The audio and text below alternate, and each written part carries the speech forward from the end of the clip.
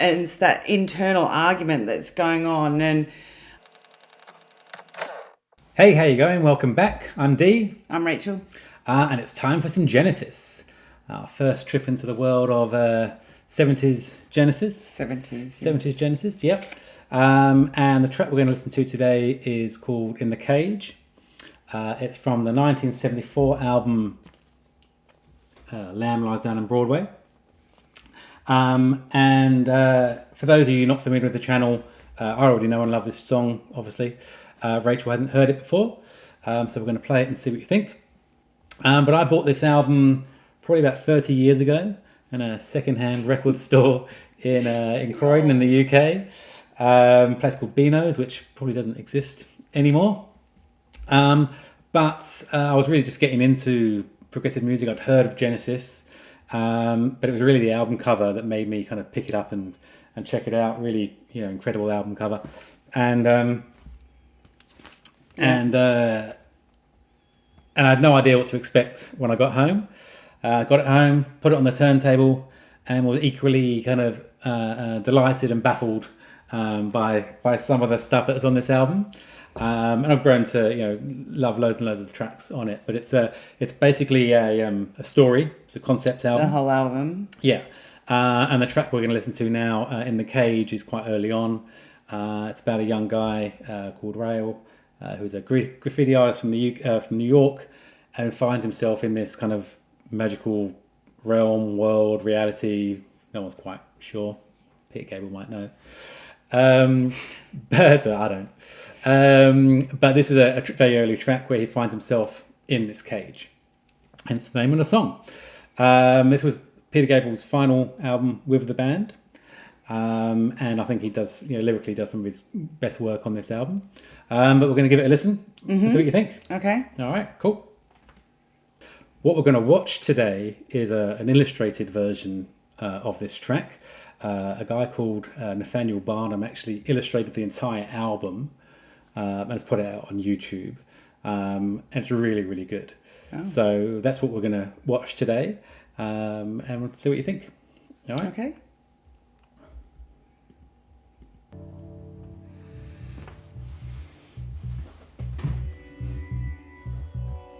I got sunshine in my stomach, like I just rocked my baby to sleep. I got sunshine in my stomach, but I can't keep me from creeping sleep. Peter Gabriel on vocals. Yes. In the deep.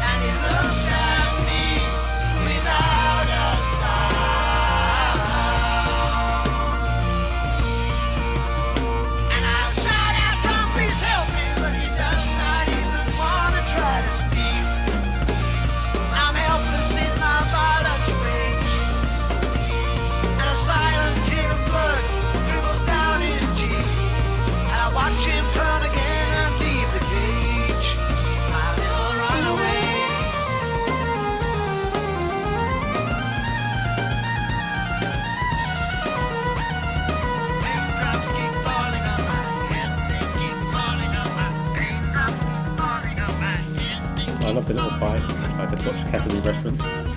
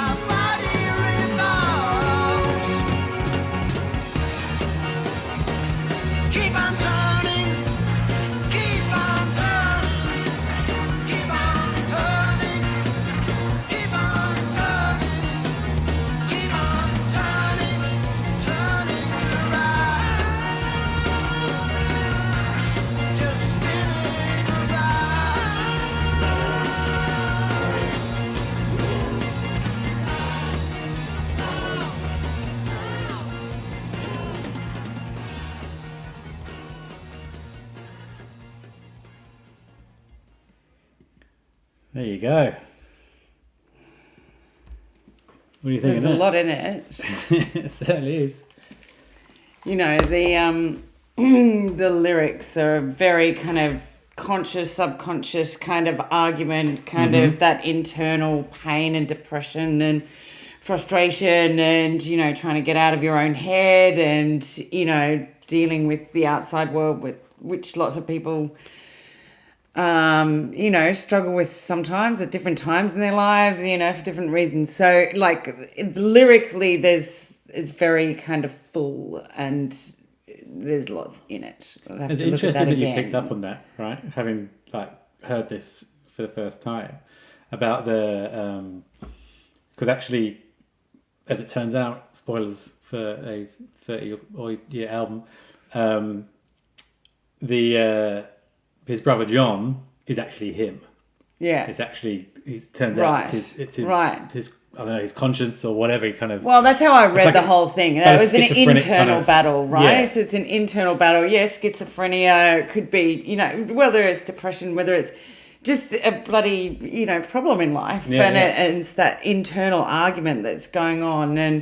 And so everybody in the cages and on strings and, you know, forgetting their butterfly wings or something, I think the lyric was, just speaks to, you know, most of us in society traveling through life in a kind of, you know, our everyday way sort of thing and just following the path that kind of is sort of lays out in front of us, or maybe you're someone who carves their own path or what have you, but, you know, there's always traps or situations regardless who you are and things. After a while, I think the animation kind of was detracting for me from the music, because it was just so full on, and it was good, but it was sort of, I was trying to hear the music through the animation. I was like, it's not mixing.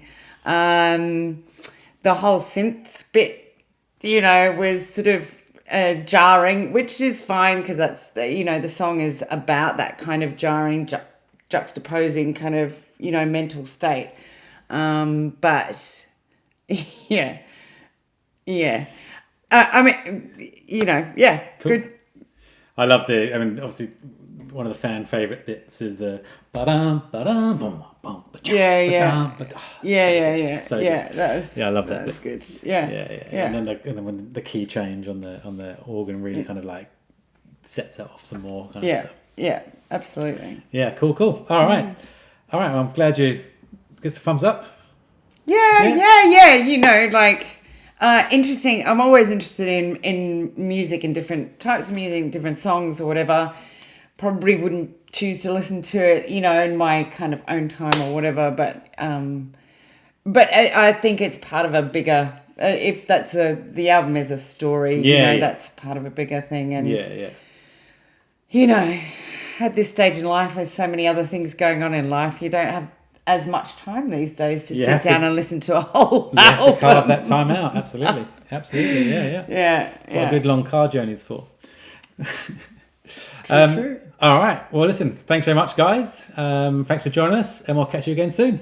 See ya. Bye.